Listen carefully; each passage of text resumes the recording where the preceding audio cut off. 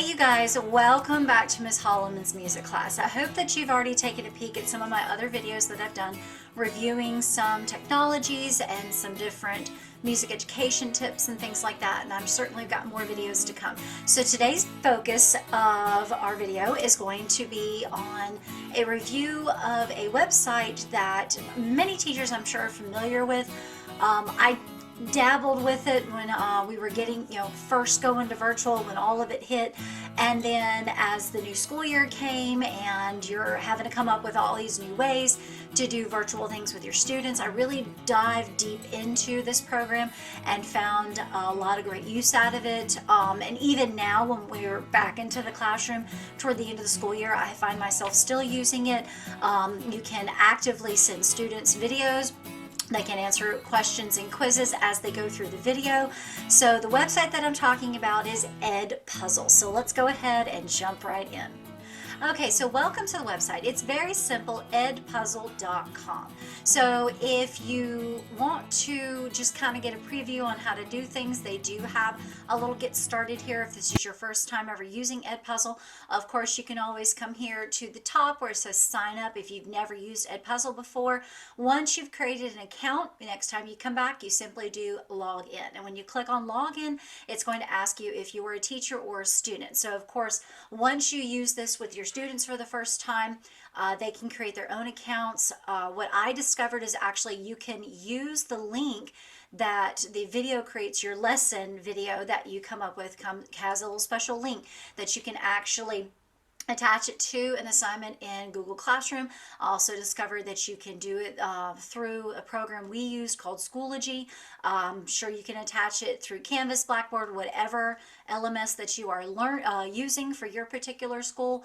But if you just have a basic account that your students can come in, they can simply click I'm a student and they can log in with their information and it takes them into the class. So I've already logged in so you can see. Now here at the top, right above me, you've got three things that you can look at. You've got your content, which is specific to you, the stuff that you've created. So here under my content on the other side of the screen, you can see that I've got everything saved from stuff on the treble clef, videos about Bessie Smith and B.B. King when we were doing our lessons on blues music, and then note names, rhythms, got rhythm games that they can play, history about Christmas carols and things like that. You also have the grade book and my classes. Now, grade book is where it keeps up with the students as they come in. It registers their name on their quiz and then it puts up their score that they have made on it. So you can set it where everything's multiple choice and it pre-grades it for you. You can do the questions as fill in the blank. You're going to have to go in and grade that later, but it's really easy to do. And then of course you can list out your classes. As you can see here, I've got my classes listed on the side, and then you just go through the different grades that have used it. You can look at, you see 5th, 4th grade, I've got a whole bunch because we were actually still using it at the end of the year, but we were doing it as a whole class setting. So we'd watch the video and it would stop and ask the question. I would ask the whole class the question.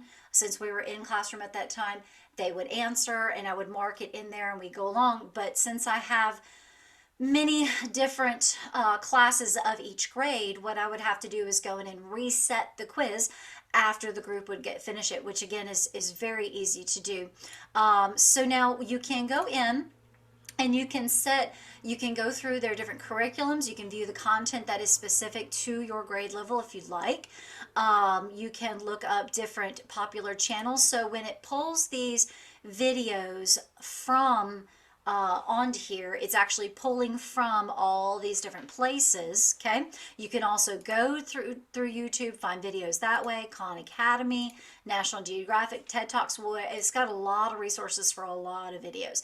Now if you see a video, I'm trying to find one that has a little indication right here, this little number, and then it's got what looks like almost like a teardrop or a raindrop. If you look at that, it tells you how many questions are in the particular video. Oh, and that includes notes, because sometimes you can have the video pop up and it'll just be a note. So let's say I want to do this major minor chords ear training. So I go into here. And then what I always make sure to do is make sure to watch through the video, make sure I can answer the questions.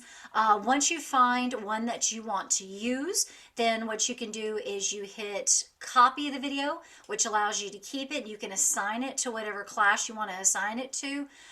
So let's say I want to assign my video. So I'm going to click it and it's going to ask me which grade I want to assign it to. I assign it to whatever grade, click on assign, put a date on it, make sure to click prevent skipping so that way they're not skipping through questions, whatever you need to do to it. Now if you've got found a video, oh, this would be great to use with my high school theory class, then you can add a new class if you don't already have it on your list. It's really easy, very self-explanatory. Now let's say you find a video that you really want to use, but it doesn't have any questions on it to ask or any notes that are going to come up. So I'm just going to pick a video here that does not have anything, so just steady beat practice number 1. So what I always do is go through and watch the video in its entirety to check where I can put questions if need be, if I decide that I want to use this video. So once you pick the areas that you want questions, you hit edit, and then it comes into this section and you can edit it down if you want to. You can put a voiceover where you're actually putting voiceover. Now it says that voiceover is now blocked to comply with YouTube's term of service. So you may be able to use voiceover with Khan Academy or one of the other ones.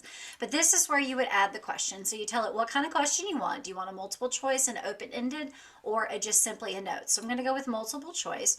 And then here's where I put my question. Here's where I put the answer choices. And I have to make sure to indicate X that question is wrong. Check mark if that's the answer that they're supposed to do. Once I get that, I'll click save. Now what you'll do is you'll actually need to watch the video, find the location in the video. Boom. Let's say I want to put a question right there. And again, this doesn't seem like a video I'd actually put questions in unless I'm asking them to define steady beat and things like that. If this is for some of my younger kids, which I've used this for everything as low as first grade. You got to make sure to keep it really simple to lower the grades, and make sure to watch out for is specific to your content and your curriculum and what you're covering with your kids at that moment, obviously. So let's say I need to put a question here. I'm going to go in 16 seconds into the video. You need to make sure that when you're adding the question that you add it at the exact point in the video where you need it to be, okay? So what I normally do, because because with all the time that we as teachers, especially music teachers, have, it's just so easy to be able to come up with all these questions. Yeah, no, I'm kidding. So I like to go through, and if I can find a video that is what I need for my lesson that day, as their assessment or something to further their understanding of a concept, I will find a video with pre-made questions. And if you find a video, let's go back into the major minor video. Let's say you find something with pre-made questions, you can hit, I would probably say duplicate so that you're not editing this. Yeah, so I'm going to click on duplicate here, and then I can do watch. I can assign it, move. So let's say I want to stick it, I'm just going to stick it in sight reading for now. I can move it there, blah, blah, blah, blah, blah, okay? Go to edit. Let's say I found a question or two in here that I do not like. I can click on edit and actually take that question out. So I'm going to click on this question here. I don't like that question. So, but I think you pretty well have to duplicate and make this video your own before you were able to well, never mind. It says it can delete that. But I don't want to delete that for now, so you can see that you can delete it. You can change the nature of the question if you want to, different things like that. So just however it works for you. That's what's great about Edpuzzle. You can really make it your own. Now, one downfall that I've discovered to Edpuzzle is there's only so much space that you can save your videos to. So I actually at some point had to go in and delete videos that I hadn't used in a while, or found that weren't working, or maybe something I did want to use but I wasn't going to use it right at that moment. and just make a note of what it was so I can go back and find it again so that I could save another video. But I did find that just simply assigning the videos and not saving them to your folders, because you can see over here in my content, I've got all these different folders. Right now there's really nothing in them because I had to delete a few things, but by simply assigning the video, I actually found that I had more room to say some things. So that's what I've discovered using Edpuzzle. So I hope you found that useful. I know it's kind of a quick overview. You can add content here. You can sort it by the date, by name, duration. That's what's great about Edpuzzle is you can really make it your own. There's so much content on here. If you find something that has questions, you can edit the questions if you need to. If you find something in here that doesn't have questions and you do want to use the video, you can add questions, or if you just simply want them to watch the video so that they can get some enrichment to your lesson or further their understanding of the topic or concept. So I hope all this helps your search for new technologies to use in your classroom. So let me know if you have any questions. Make sure to find me on my website, lmhmusicteacher.wixsite.com/mysite. And if you're coming to this video through my website, make sure to go and subscribe to my YouTube channel, Miss Holloman's Music Class. And I'm going to be putting out more content to come, so keep your eyes out for that. And I will see you next time. Bye!